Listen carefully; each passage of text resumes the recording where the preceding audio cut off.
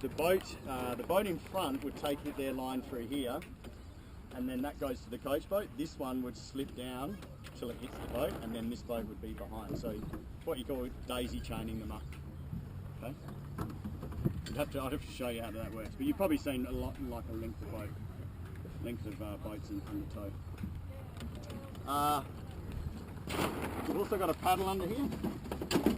And it's probably been jammed under here because we don't tend to use it that much.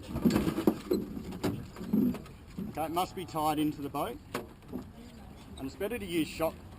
Well, this is actually on cord, but using shock cord's better because it obviously has that big stretch. Just tuck this out of the way though. It doesn't get used all that often, and when you do need it, you'll be able to get the kids will be able to get it out. It's only when they're stuck in no wind and they need to paddle somewhere or something. Okay. Gonna go and rig. Nearly 9 o'clock. Yeah. So I'll just talk quickly about when we're teaching the kids to sail upwind. There's a few techniques. Is just the boom. Just a moment. Yeah. Just sort of support boats, I think. They're all good. Yeah. Yeah, Matt's going to sail a rescue boat this morning. Yep. To give you a hand with We're one. Yep. All good. That's if you get out. Yeah. So when we're sailing these boats upwind, we talk about the boom in relation to the corner of the boat. It pretty much should be over the corner. That's about where we want to be. Sometimes you might sheet in a little bit further than that, but not very often. Only the good kids will be able to do that. Generally, when the kids are learning, they'll be sailing along and and suddenly it's like it's sitting out there. So it's like, look at your boom, get it over the corner, and they'll sheet on again and they'll get it over the corner. That's generally the setting. One of those here. Yeah. So that's generally the setting for the upwind. Is pretty much over the corner. And I can also see, just visually, I can see now that we've got quite a bit of rate forward here at the moment because I can see the difference between the boom and the boom. So I think we're on 286 right now. Okay, so we're sitting quite a bit forward. One way to check visually on the water for the coach is just to make sure that this boom is pretty much sitting horizontal. That's actually a pretty good indication, okay? So we can see that is sitting up a little bit. So if a kid had something like that, I'd be like, gee, your rate's like right forward, how about just winding it back a turn? Or maybe 2 turns would just get it back into the right position.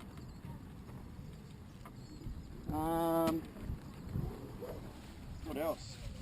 I suppose we're kind of whizzing through a fair bit of stuff here, but yep. The only other thing is just really their technique in the boat, where they position their feet, hands, and body. You're saying everything's set here and this space, are they ever going to get into this at all? No. They lean forward much, or no?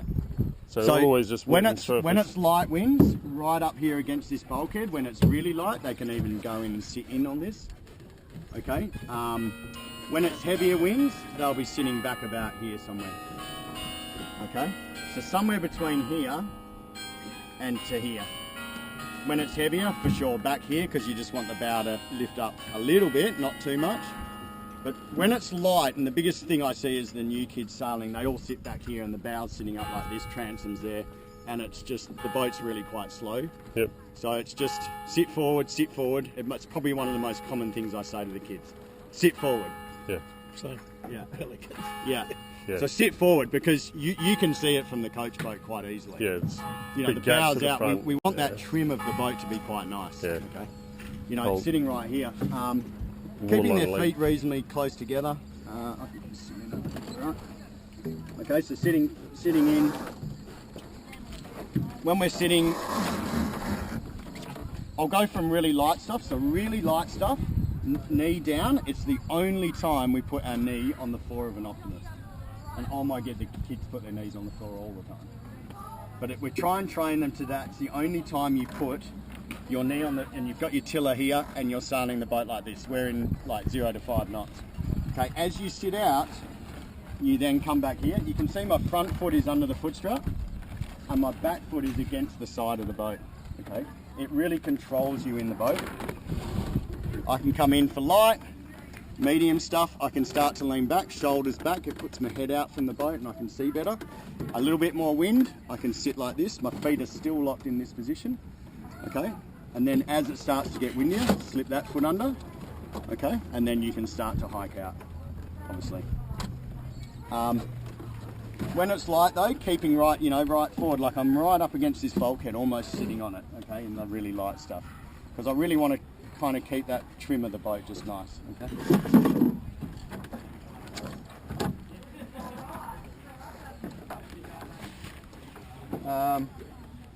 The hiking technique is like any other boat.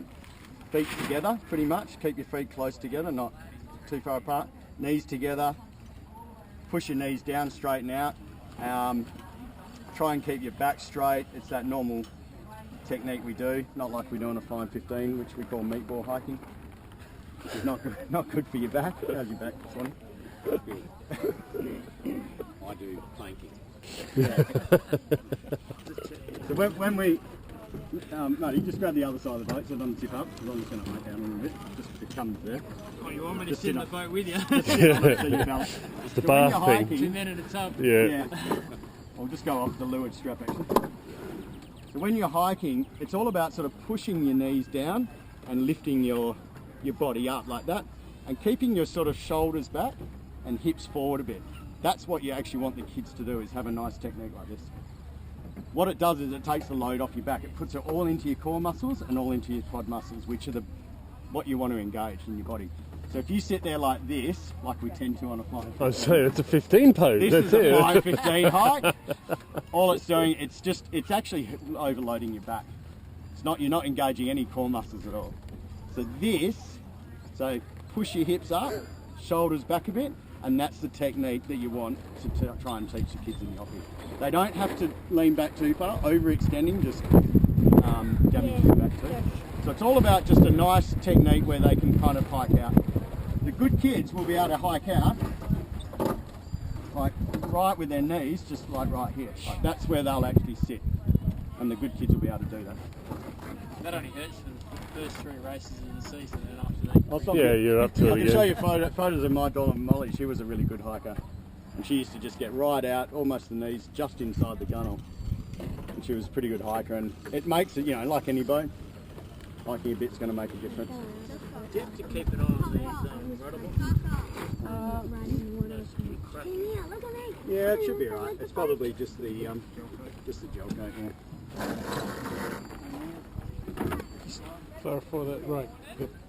The heavier kids, you have the rake forward? Forward. Yeah, it's a longer measurement. Yes, longer. So you're going to go plus. We want to make that measurement bigger. And that's because they tend to tip the boat.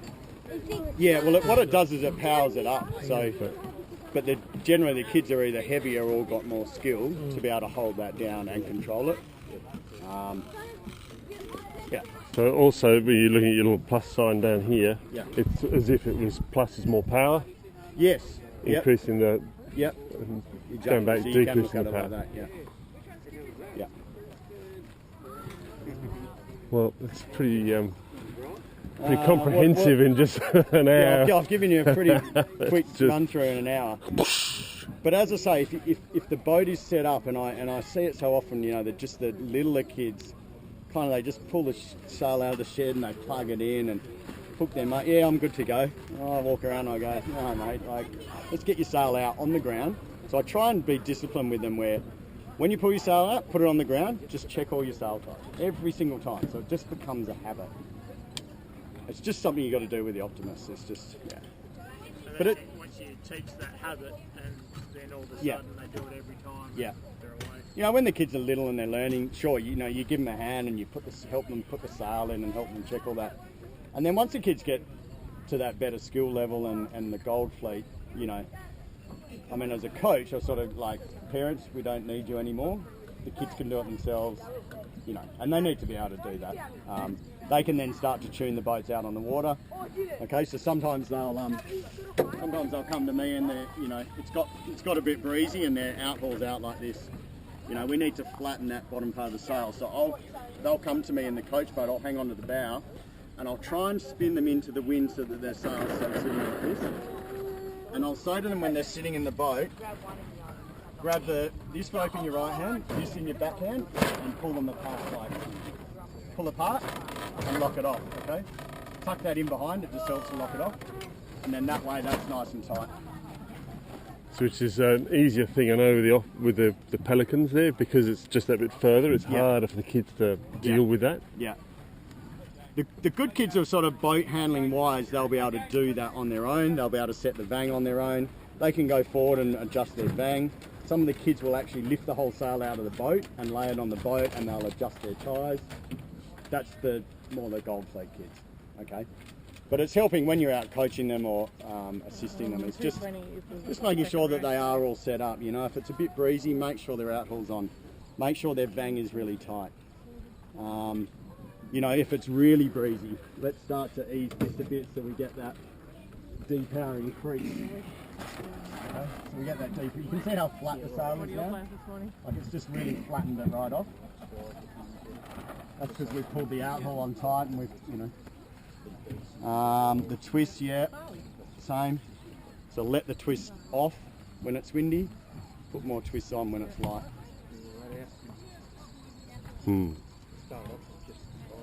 We've had discussions about the technical, like the Pellies are a great boat for teaching kids technical stuff. Yeah.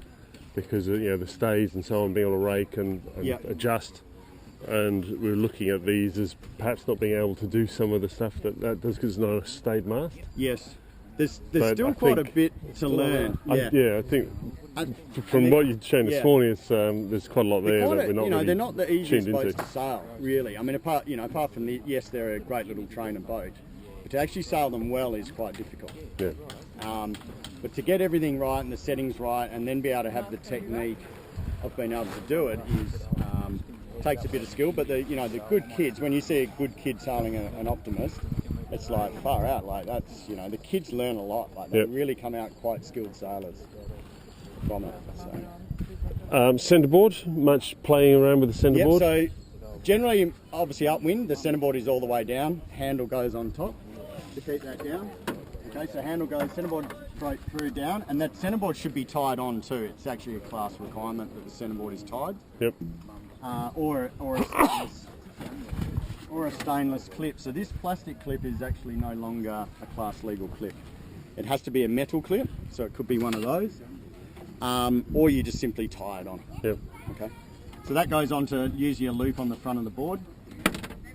The only time that you might adjust the board upwind is if it's really windy and the kids are quite light, lift the board about 10 centimetres. Okay, what it does is because it's windy, you want to kind of reduce some of the power in the boat, and the balance through the boat is you can reduce that by just lifting the board of the Optimist. Really windy, you have to do that. Yeah, so if it's blowing 20 knots, 25 knots or something, lift the board like 10 centimetres. So that just gives you a little buffer. It just takes the power out of. There's so much power there that when the boat kind of leans over and they're overpowered, the boat kind of falls over itself a bit. Yeah, and a lot of boats actually do that. So Like they kind of trip over themselves. Just skid. Yeah, so if you lift it, it takes a little bit of that out, and it lets the boat sort of skip forward rather than tripping over sideways on itself. So that's something there. You would then put this elastic would then sit against the back of the boat, back of the board, just to hold the board in that position. So about 10 centimetres. The heavier kids shouldn't need to do it. It's only when it's windy and the kids are only 25 kilos or something. 40 to 50 kilo kids, board down all the way, normally most of the time. And downwind all the way up? Downwind all the way up. You mark it for the kids? You can if you want, yeah, just put some marks there. So in really light stuff, you pretty much want the bottom of the board level with the bottom of the boat. Like you actually don't want any board in there. That means that the board will be sitting up about here. You got the boards here? Yeah, in the orange one there. Should yeah. When we're going downwind, the board will sit about there. That'll make it interesting if they accidentally chive. Correct. So I'm just about to get to that. This is the bit to tie the board on. So if that's there, this also helps to sort of, if you got this at the right height, it actually sort of kicks it, right? But yes, for jibing, I would sort of say when the kids are learning is lift the board to about here, maybe just so that the boom can actually clear it. That way they've still got a little bit of board in the water. The boom, if they do accidentally jibe, it's not going to get stuck against, because imagine if you jibe, that's just going to get jammed on there. What's going to happen next? They're just going to go and they're in the drink. So yeah, just lift the board enough when they're learning is to above there, but it's actually super critical to get the board up going downwind. If you don't get the board up, it's another reason for nosediving. Okay, so these boats, you know, have a tendency that they can nosedive. One reason is just your weight is not in the right spot. Two, your board's not up. Okay, so it's super important to get the board up.